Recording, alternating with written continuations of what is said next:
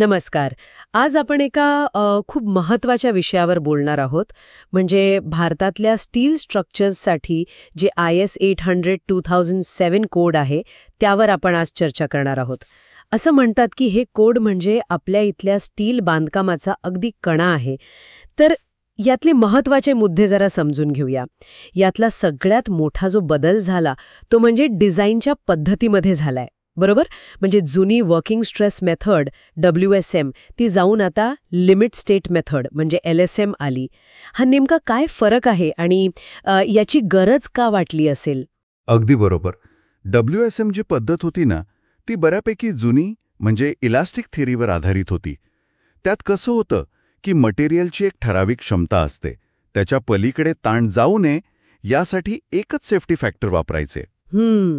पण त्यात एक अडचण होती. काय आहे की यामुळे कधीकधी डिझाईन गरजेपेक्षा जास्त सुरक्षित म्हणजे थोडं जाड व्हायचं, ओव्हर डिझाईन व्हायचं. अच्छा, ओव्हर डिझाईन. हो, किंवा काही विशिष्ट परिस्थितीत ते कमी पडण्याचीही शक्यता होती. IS 800-2007 ने जी LSM आणली ती जास्त लॉजिकल आहे, जास्त तर्कसंगत आहे. जास्त तर्कसंगत म्हणजे कशी काय? LSM मध्ये काय होतं की बांधकामाच्या संभाव्य लिमिट स्टेट्सचा विचार केला जातो. Limit states. हो, म्हणजे बांधकाम कोणत्या परिस्थितीत निकामी होऊ शकतं किंवा वापरायला अयोग्य ठरू शकतं, त्या मर्यादा तपासल्या जातात. या दोन मुख्य प्रकार येतात. एक म्हणजे अल्टिमेट लिमिट स्टेट्स. हे थेट सुरक्षिततेशी संबंधित आहे. म्हणजे ताकद, स्थिरता, कोसळणार नाही वगैरे. अगदी बरोबर. कोसळणार नाही, वाकणार नाही, म्हणजे बकलिंग होणार नाही याची खात्री करणं. आणि दुसरं आहे सर्व्हिसॅबिलिटी लिमिट स्टेट्स. सर्व्हिसॅबिलिटी. हो, म्हणजे बांधकाम जेव्हा वापरात असेल तेव्हा ते कसं टिकेल याच्याशी संबंधित. म्हणजे त्यात जास्त कंपनं नको, जास्त वाकणं नको, म्हणजे डिफ्लेक्शन नको, गंजण्यापासून संरक्षण, अशा गोष्टी. आणि महत्त्वाचं म्हणजे यासाठी लोड आणि मटेरियलच्या क्षमतेसाठी वेगवेगळे पार्शल सेफ्टी फॅक्टर्स वापरले जातात. पार्शल सेफ्टी फॅक्टर्स म्हणजे प्रत्येकासाठी वेगळे, कायमच्या लोडसाठी वेगळा आणि बदलणाऱ्या लोडसाठी वेगळा, असं काहीसं? हो, अगदी. तसंच स्टीलच्या यील्ड स्ट्रेंथसाठी वेगळा फॅक्टर, अल्टिमेट स्ट्रेंथसाठी वेगळा. यामुळे काय होतं की प्रत्येक संभाव्य धोका जास्त अचूकपणे लक्षात घेतला जातो आणि मग स्टीलचा वापर अधिक ऑप्टिमाइज्ड होतो.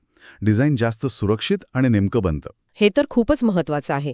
म्हणजे केवळ बांधकाम कोसळणार नाही हे नाही बघत, तर ते वापरात असताना कसं वाटेल हेही बघतात. पण हे जे सर्व्हिसेबिलिटी निकष आहेत, म्हणजे जास्त कंपनं किंवा वाकणं टाळणं, हे प्रत्यक्ष डिझाईनमध्ये तपासणं किती चॅलेंजिंग असतं? निश्चितच. म्हणजे अल्टिमेट लिमिट स्टेटच्या तुलनेत हे तपासणं थोडं जास्त क्लिष्ट असू शकतं. कारण यात फक्त ताकद नाही बघत, तर जे लोक ती इमारत वापरणार आहेत त्यांना काय अनुभव येईल याचा विचार असतो. अच्छा, उदाहरणार्थ? समजा एखादी उंच इमारत आहे आणि वाऱ्यामुळे ती खूप जास्त हेलकावे खात असेल, तर ती स्ट्रक्चरली सुरक्षित असली तरी लोकांना आत भीती वाटेल, अस्वस्थ वाटेल. बरोबर. हो, खरंय. त्यामुळे हे निकष महत्वाचे आहेत, जरी त्यासाठी थोडं जास्त विश्लेषण लागतं. LSM मुळे डिझाईन किती व्यापक झालंय हे तर स्पष्ट दिसतंय. पण याशिवाय जे प्रत्यक्ष बांधकामाचे डिटेल्स असतात, म्हणजे सांधे किंवा कनेक्शन्स किंवा भूकंपाचा परिणाम, याबद्दल पण काही नवीन मार्गदर्शन आहे का या कोडमध्ये? नक्कीच आहे. IS 800-2007 मध्ये बोल्ट्स आणि वेल्डिंग वापरून जे कनेक्शन्स बनवतात ते कसे डिझाईन करायचे यावर खूप सविस्तर नियम दिले आहेत. म्हणजे बोल्ट्समधलं अंतर किती असावं, कडेपासून किती दूर असावं, वेल्डची जाडी, कनेक्शनची ताकद कशी तपासायची, या सगळ्याबद्दल स्पष्ट मार्गदर्शन आहे. आणि भूकंपाचं काय? भूकंपाचा धोका असलेल्या भागांसाठी तर विशेष तरतुदी आहेत. त्यात डक्टिलिटीवर भर दिला आहे. डक्टिलिटी म्हणजे हादरे शोषून घेण्याची क्षमता. स्ट्रक्चर थोडं वाकलं तरी लगेच तुटायला नको. आणि ऊर्जा शोषण म्हणजे एनर्जी डिसिपेशन, जेणेकरून इमारत भूकंपात लगेच कोसळणार नाही, तिला तग धरता येईल. अच्छा. आणि अजून काही नवीन गोष्टी यात जोडल्या गेल्या आहेत का? म्हणजे आधीच्या कोडमध्ये नव्हत्या अशा? हो, एक अत्यंत महत्वाची भर म्हणजे फटीग डिझाईनचा समावेश. फटीग म्हणजे काय नेमकं? म्हणजे जिथे स्ट्रक्चरवर वारंवार लोड येत जात असेल, जसं पुलांवर किंवा फॅक्टरीतल्या क्रेनच्या सपोर्टिंग स्ट्रक्चरवर, तिथे काय होतं की कालांतराने मटेरियलमध्ये थकवा येतो सततच्या ताणामुळे, आणि मग त्यात बारीक भेगा पडू शकतात. अच्छा. जसं आपण जुन्या पुलांवर बघतो कधीकधी सततच्या वाहतुकीमुळे काही भाग खराब झालेले दिसतात. अगदी तेच. तर IS 800-2007 ने या फटीगच्या धोक्याची गंभीर दखल घेतली आहे. यासोबतच टिकाऊपणा म्हणजे ड्युरॅबिलिटी, गंजण्यापासून संरक्षण कसं करायचं आणि फायर रेझिस्टन्स म्हणजे अग्निरोधकतेबद्दलही स्पष्ट मार्गदर्शन आहे. इतकंच नाही तर स्टील स्ट्रक्चरची प्रत्यक्ष उभारणी म्हणजे फॅब्रिकेशन आणि इरेक्शन ते कसं करायचं याबद्दलही सूचना आहेत. बापरे, हे सगळं ऐकून वाटतंय की ही नियमावली खूपच सखोल आहे. पण यामुळे इंजिनिअरसाठी डिझाईनची प्रक्रिया जरा जास्त क्लिष्ट झाली असेल का? हां, काही प्रमाणात हे खरं आहे, कारण आता जास्त गोष्टी तपासाव्या लागतात. विश्लेषण थोडं गुंतागुंतीचं होऊ शकतं. LSM समजायला आणि वापरायला सुरुवातीला थोडा वेळ लागू शकतो. ते स्टँडर्ड्स आंतरराष्ट्रीय पातळीवर आले आहेत. इंजिनियर्सचा आत्मविश्वास वाढला आहे आणि महत्त्वाचं म्हणजे स्टीलचा अधिक प्रभावी वापर करून मजबूत आणि किफायतशीर बांधकाम करणं शक्य झालं आहे. आणि एक गोष्ट लक्षात घेण्यासारखी आहे की ही जी 2007ची आवृत्ती आहे ती तिसरी सुधारित आवृत्ती होती. अच्छा, तिसरी. हो. आणि त्यानंतरही त्यात वेळोवेळी सुधारणा केल्या गेल्या आहेत. म्हणजे अमेंडमेंट्स आल्या आहेत.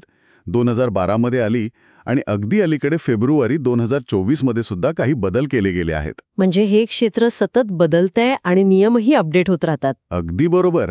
हे दाखवतं की हे क्षेत्र किती डायनामिक आहे.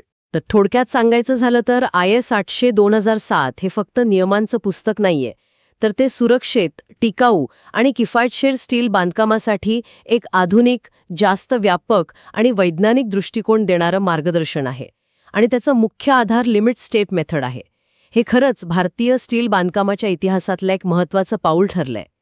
हो, नक्कीच.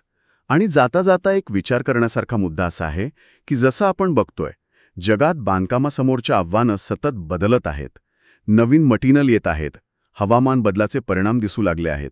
आपल्याला जास्त मोठ्या आणि जास्त कॉम्प्लेक्स इन्फ्रास्ट्रक्चरची गरज भासते आहे. तर या सगळ्या पार्श्वभूमीवर IS 800 सारख्या नियमावलीतील जी तत्त्व आहेत आणि भविष्यात त्यात जे बदल होत राहतील ते आपल्या देशातल्या बांधकामांच्या सुरक्षितेवर आणि त्यांच्या दीर्घायुष्यावर कसा परिणाम करत राहतील यावर विचार करायला हवा.